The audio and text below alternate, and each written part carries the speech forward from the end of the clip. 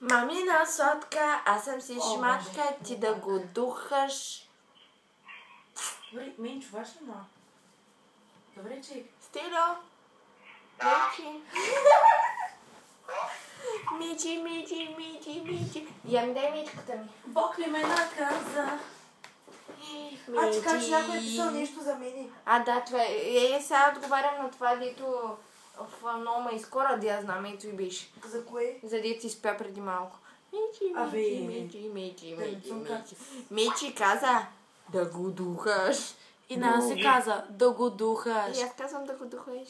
Да, пък аз ще спусна косата. В устата, в ушите, в Русия си. Ти гей ли си? Ти гей, ти манавки. Гей ли си? Аз съм дай да вейга. Виж ме маникюра. То сме най-хубавия нокът. Харесва ли ти? С най-хубавия пръст. Защо ми го ти слагаш на главата? Мече, кажи му да го духа. Да го духа. Мече. Хора много ли намразите? Да. Хейтър Сме го долни. направили. Вие сте комплексирани олигофрени. Дите можете да дойдете да ми го кажете това нещо в лицето ми. Трябва в някакво малумно сайче да си казвате шибаното мнение. Мислите ли, че ме има е бе? Много ли дразни, че гледам с усмивка? С усмивка Ме ще дразнете, ви защото не убия. можете да ми я свалите. Особено в Аска. Да. Тази усмивка никога няма да свалите. И тази усмивка няма да е като вашите фалшиви усмивки, които се ги Тя е пускате само щастлива, за... защото ходи с моята мечка и ако направи гавра с него, както обикновено прави, ще натуша всичките 206 кости на по 206 Не прави така парченца. обикновено. Добре и понякога.